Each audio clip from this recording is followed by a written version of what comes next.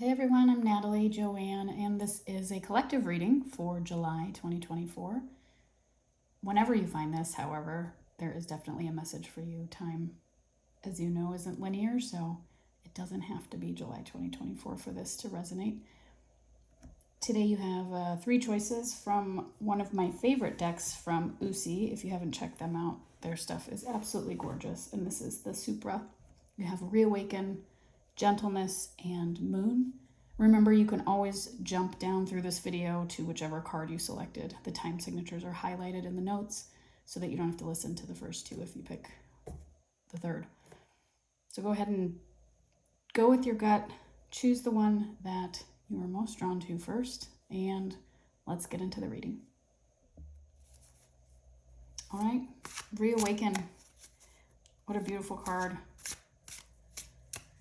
I think it's a nice opportunity to think of what that brings up in you. And let's just get a few of these cards out. I think something about the idea of reawakening holds a lot of power. It's not that you haven't awoken, but that there's something maybe that maybe you missed the first time, or that maybe you didn't see that's been there all along. Yeah, looking at something from a different, new perspective, new information, new eyes. I think that's a really cool opportunity to do that. Let's start with these. Let's start with these tarot cards. Looking at the 3 of Pentacles in the World reversed. I'll create a little more space here so you can see all of these when they come out. So, in the spirit of reawakening, this is all about some kind of process, project, thing that you're doing in life. This could be a project at work. This could be something that is going on at home, whether it's a remodel or maybe it's just something that you're working on with your family. But this energy centers around co-creation, around making and doing something in the world. So maybe you're helping a family member move out of a house. Maybe you're working on a big project with other teammates at work. Maybe you are helping a friend with something that they need help with. It can be anything in that neighborhood, but whatever it is, this idea of reawakening is asking you to think about the situation a little bit differently, and to especially think about how you show up in this situation and how you're contributing to this situation. The World reversed can often represent sort of trying to take shortcuts, delays. The World wants whatever it is that we're talking about here to be complete. You know, the world is about the end of a cycle. And so if this just isn't getting done, if there are delays, or if you feel like maybe someone's just cutting corners and not doing a good job, this is the time to really call that out, to recognize it, and to know that this card is about co-creating, but co-creating in a balanced way with other people. And ideally, it works out. So you're being asked to examine right off the bat here, what is something that you're doing with other people that might not be, getting done the way you want it to. That would probably be the easiest way to say this. And we've got Death reversed here. This is the Houseplant Tarot. Super cute deck. So what is your role in this again? What can you release in this interaction with other people in order to allow new things to take its place, or in order to allow a fresh take on this to happen? Where can you, even if you think that it's like everybody else's fault and you don't have, you haven't done anything wrong, it's only not getting done because everyone else is not pulling their own weight, that's okay. This invites you to sort of, the phrase that's coming through is, how can I look at this differently? How can I look at this differently? So that would be an invitation to step into a different energy around this, if you can do that. And related to that is this 4 of Succulents reversed, which is Cups, but in this deck it's Succulents. And the 4 of Cups reversed is a reminder, not a reminder, an energy of kind of pulling back, withdrawing a little bit. But also it's an energy of finding your own inner alignment around this. Fours are a very balanced number. We like that number a lot when it comes to like talking about alignment. But this is a great invitation, these two especially together, is this idea of like, how are you contributing to this whole situation with all the other people, or just a couple of other people, or maybe even just one other person? How are you contributing to it, and how can you look at it differently?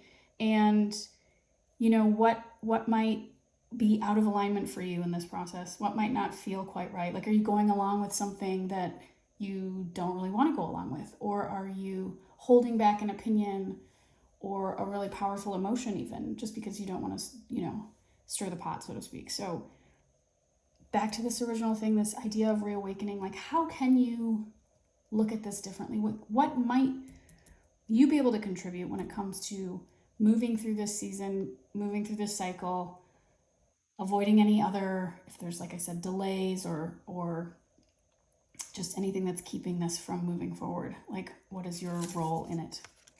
And the Knight of Coins is a great reminder that the Knight of Coins energy is that part of us that really approaches the things that we're doing in the real world. So back to this idea of creating something or making something or doing something with others. The Knight of Pentacles is like a slow and steady wins the race. So your invitation again is to remain, consistent here, and even discipline would be a good word.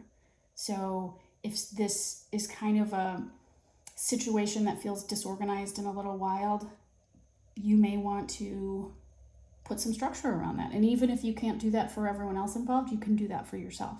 So you're allowed to do that. And it's sometimes good in that reevaluation to do that, to be a little more disciplined, to be a little more structured, even disciplined in your thought. So noticing when you are, maybe not being fair about how this whole thing is going down with everybody. Just noticing that, like, part of this puzzle is you.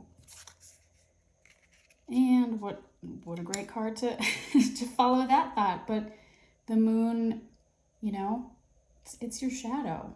It's the beautiful shadow that we all have. But the moon always asks us to look at our shadow.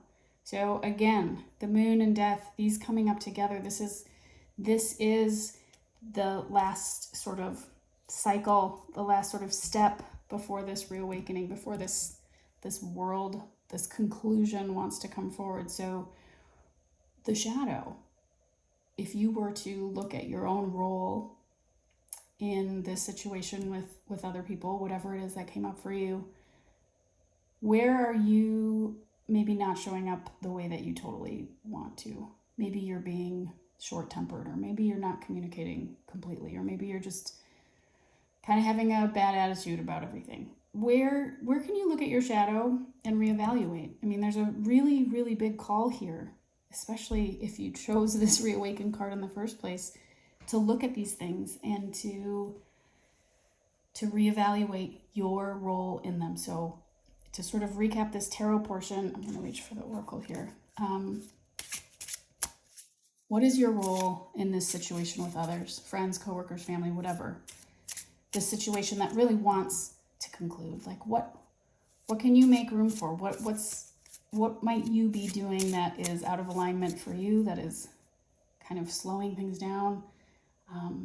How might you be getting in the way, or how might you be able to move out of the way, or to change your attitude, or to change something in order to make it a better experience?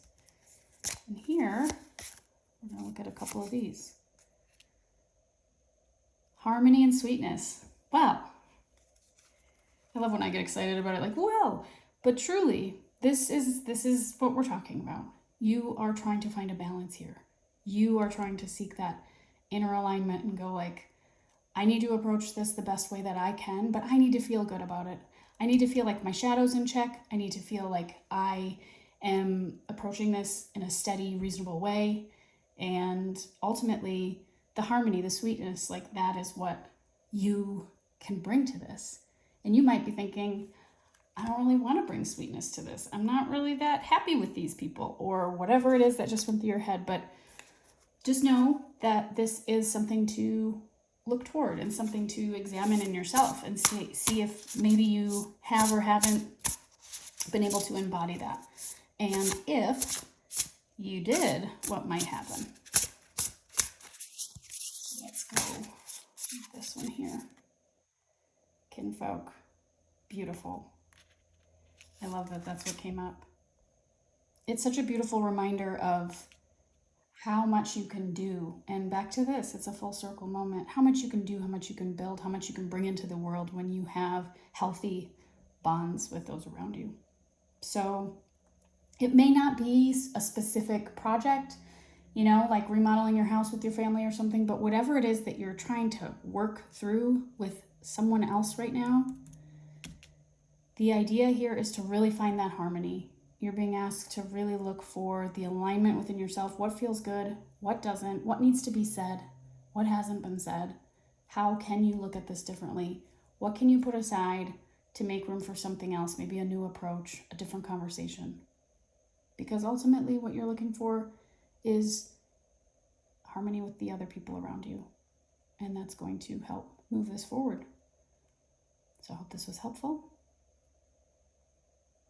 Have a beautiful day. Okay, pile 2, gentleness. I adore this cute little bird on there. It's very cute. If you follow anything that I do, especially on Instagram, you'll know that I'm a massive bird fan, and I share all the wild and cool things that other people discover around the world in my stories every day, just really because I like the joy of everything on this planet. So gentleness. What drew you to gentleness? What does gentleness want you to know right now? Where is gentleness needed in your life? All of these questions around gentleness. So we'll go here. Start with these two. We've got the Queen of Swords reversed and the Eight of Wands reversed. And what a beautiful opener, because I had an intuition that anybody that chose this pile today was likely seeking some gentleness in their own life. And the Queen of Swords is a beautiful energy, but also can be a very harsh energy. And it's that reversal. When the Queen is reversed, it's that part of ourselves that's not only just in our heads, but we can be very short-tempered, very low on patience, very short with other people, almost to the point of being, you know, just bitchy or moody or whatever word you want to fill in the blank with. Even if that sounds harsh, that is what this energy is. And that energy is working with this Eight of Wands energy. So whatever you're trying to get done right now, whatever is moving through your life, Wands is very fast moving energy, and the Eight is all about like stuff going forward really quickly. But reversed, there's something in a lack of gentleness. There's something in a sharpness and maybe even a wounding. Maybe somebody said something to you and you're just holding a grudge. Maybe something didn't go as you thought it would go, so you're just annoyed about it.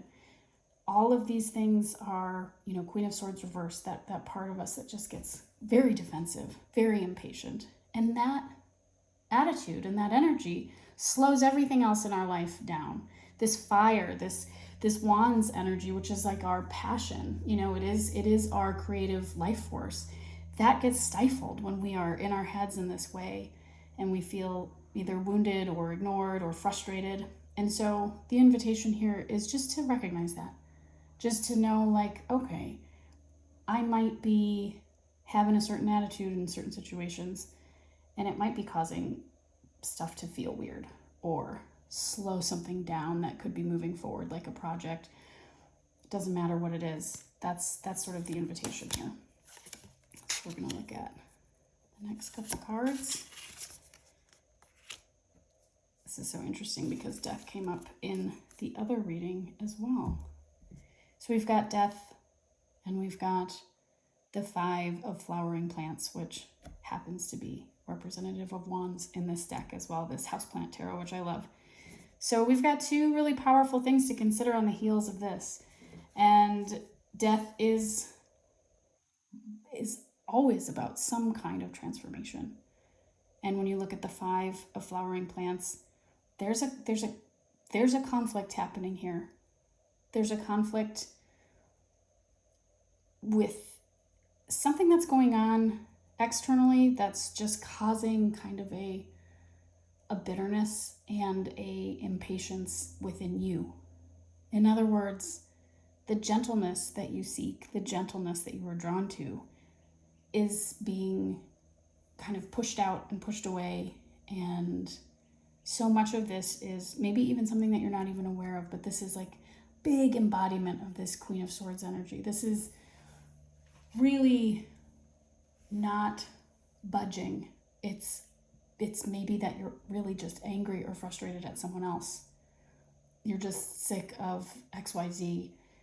These things are not only going on inside of you and bubbling, but they are directly in conflict with being able to move away from this, to transition out of this, to get some new fresh energy moving. It's just causing this, it's causing a continual conflict, and that is keeping the gentleness away, so to speak.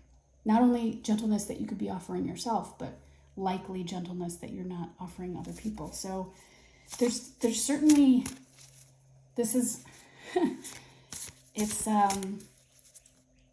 a beautiful reading so far because it's very clear. There is a tremendous amount of power that you have just in this energy alone to turn things around. And we're going to look at how that might happen here in these next couple of cards. Beautiful. Beautiful, beautiful. So how do we do that? How do we sort of get out of this cycle, and how do we invite in this gentleness? And the first card here is the King of Elixirs, which is cups in this deck. And getting in touch with the King of Cups for you right now can be hugely healing and very much related to this call for, or this need, or this reaching out for gentleness. The King of Cups is compassionate.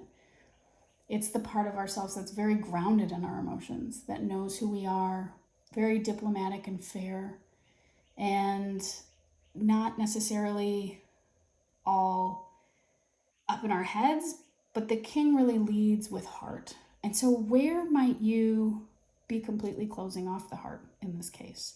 There's a lot of fire going on here. There's a lot of there's just something that isn't serving you, a habit of thought, something that isn't resolved. And this king energy is the first step to do that. Like, where can you have compassion?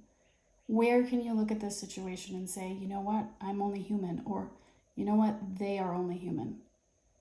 Where can you allow just a sliver of forgiveness to start eking its way into the situation? That might not be easy, but the cards are offering you an avenue to dispel some of this stuff. This is the pathway to this gentleness that you seek.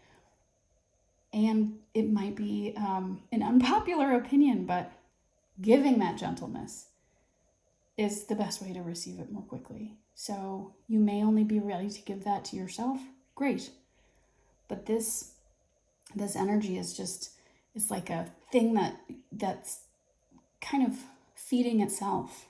And without a little heart in there, without an open heart in there, it's just going to keep eating at you, and that conflict and that feeling of conflicting energy is just going to continue to go, and the transition is going to just be stuck, this stuck, not moving energy. And so we've got the High Priestess reversed as kind of a final note here within the tarot. And the High Priestess is all about your intuition. The High Priestess is about listening to yourself. And in this reversed position, there's a disconnection between what you know feels right, what you know in your heart feels right, and what's being said or done on the outside. So this Queen of Swords reverse and this High Priestess reverse, there's maybe a protecting going on. There's maybe a wound that you're just not ready to forgive. And that's okay. these cards are just an invitation to what is available to you. And what is available is gentleness.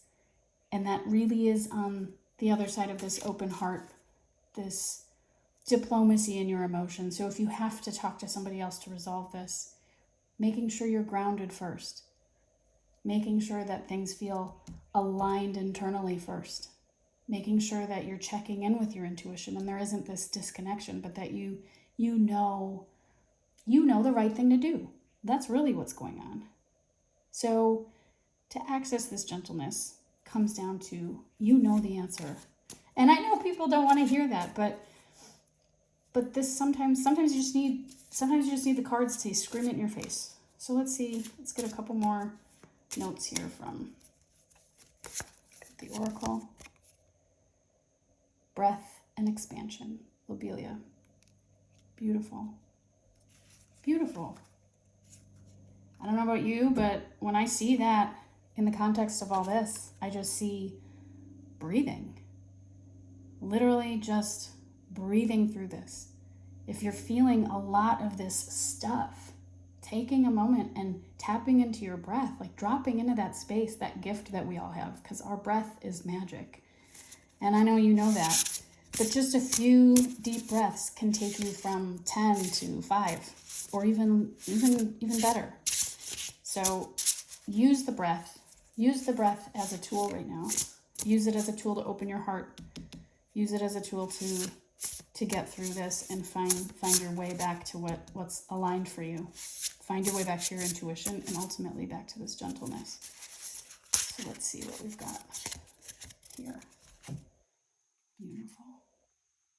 Liminality. This so beautifully matches everything we're talking about. This is the liminal space, the transition, the space that we are in when we're moving from one thing to another. And you, dear one, are moving from a somewhat chaotic, wounded space. A wall is up, there's tension, and you're being asked to just open your heart and breathe and invite in this gentleness. That is the invitation. The gentleness, the big secret is that the gentleness is there for you. The gentleness has been there all along. You have the ability to be gentle to yourself. And if you cannot bring yourself to be gentle to those who are involved in this, try and bring yourself to embody some gentleness somewhere in your life right now, whether it's wiping dust off the leaves of a houseplant or brushing your cat. Anything where you can embody pure gentleness, where you can be in this space and breathe. This practice will open your heart around the bigger, more difficult things.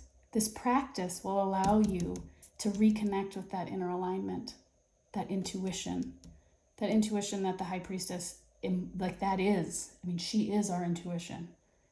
And if you're feeling a little disconnected, not sure what to do, tap into the gentleness that's available to you in just any way you can. And know that you've got 2 right here. This is a transition. You're in the transition if you want it. Welcome, moon people.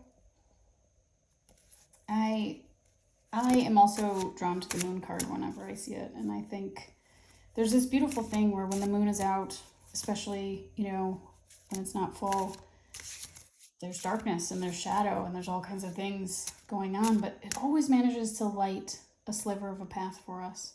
It always manages to remind us that while we are in our shadow, while we're examining our shadow, or we're deep in that space, that there's light, there's a path there for us, and it's always there. But sometimes it's hard to see. So let's see what moon energy wants us to know, or you to know rather, right now. Well, if you're familiar with the tarot at all, then you know that this is a message about you and someone else. It is very clear that whatever's going on in your shadow is going on with someone else, whether it's your partner or someone that you're hoping to be with, a best friend, a close family member.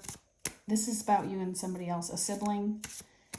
This Two of Cups is about our relationship to other and harmony in relationship and connection and finding that balance and that connection, really.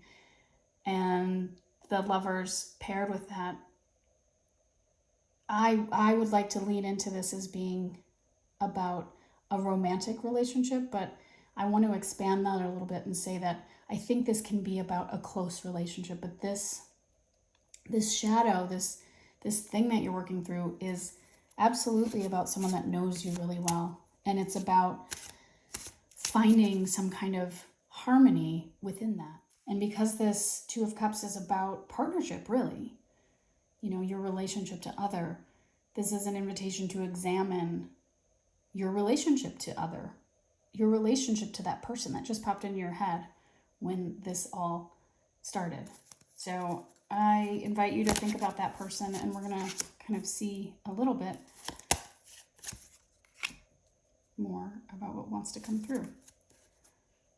So the Hierophant reversed, I think in the context of this relationship and this idea of you and someone else and trying to find harmony, there is this energy of, the Hierophant reversed is like, it's okay to do it your own way. It's okay to break the rules a little bit. Now, that could be interpreted in a lot of different ways, and I certainly want to maintain that this is about harmony. This isn't about doing something that doesn't feel right. This is about doing this the way you want to do it. And so maybe your partnership doesn't look like somebody else's, or the way it's quote unquote supposed to.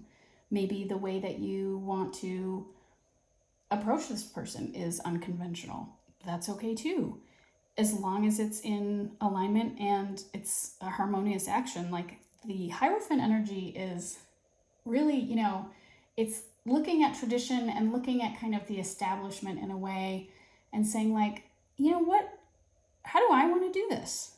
How is this going to work for me? So maybe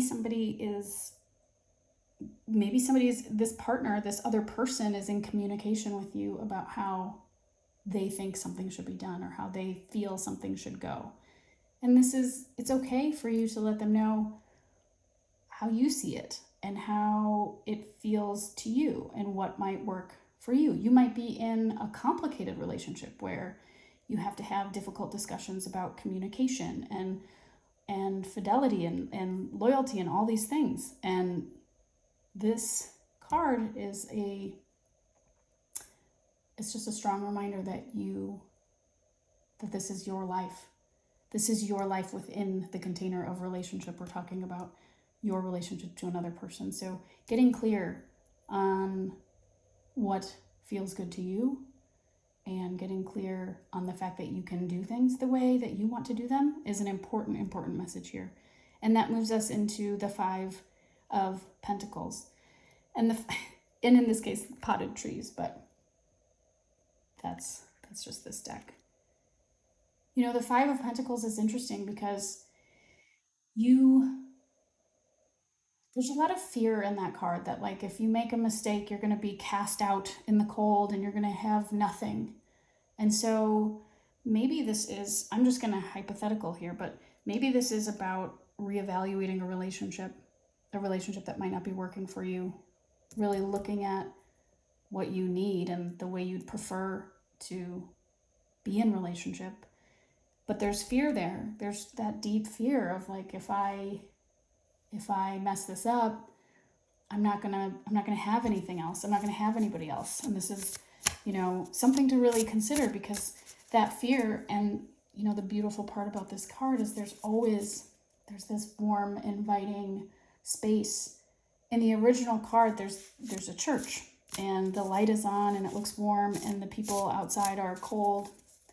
And all they have to do is turn around. All they have to do is look over their shoulder and remember that even when it seems really bleak, even when things seem rough, that they have support. So I invite you to really make sure that whatever it is you're thinking about feels in harmony for you, and that whatever it is that you're contemplating feels right for you. That is like the strongest message coming through here. But that if there's some fear associated with that, that's normal. You know, there's always support for you. The world might change if you have to have a hard conversation with a very good friend, or you have to leave a relationship, or you have to tell your boss, like, you know what, I can't do this anymore. There certainly is a lot of Five of Pentacles energy in that, but there's never nothing left. There's always something. So keep that in mind. And what's interesting about this is a time to really look at your shadow, because these cards, in addition to this one, this is about fear. The Eight of Swords, or Blades in this case, is all about negative self-talk, imposter syndrome, just like limiting thoughts and beliefs, like just getting trapped in our own heads, And if you're trapped in your own head, it's impossible to really connect with the heart, to really feel the harmony that's available to you, to even really know what it is that you want.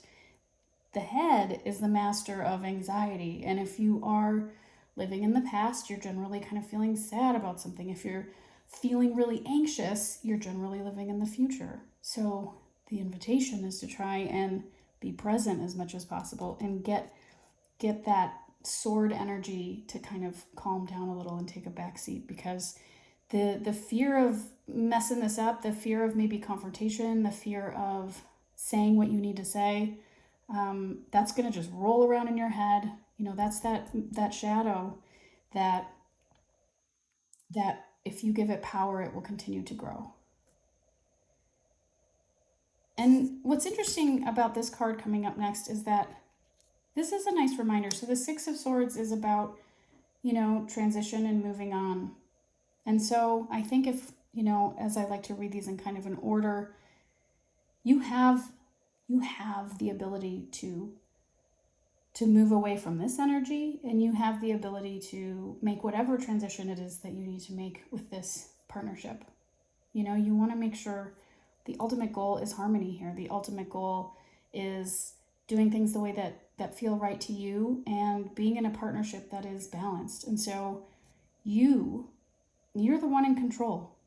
You are the one in the driver's seat here in terms of getting out of this loop, in terms of saying what you need to say, and, you know, really, really facing the shadow that needs to be faced right now. And sometimes that's scary, but we're going to see what else the cards have to offer you in that, because while this is hugely empowering, it's sometimes a little bit scary too.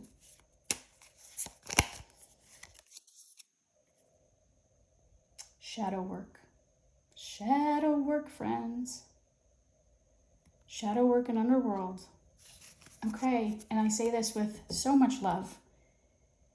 This has to be looked at. In relationship to this other person, what are you afraid of? What keeps rattling around in your head? What do you need to move away from?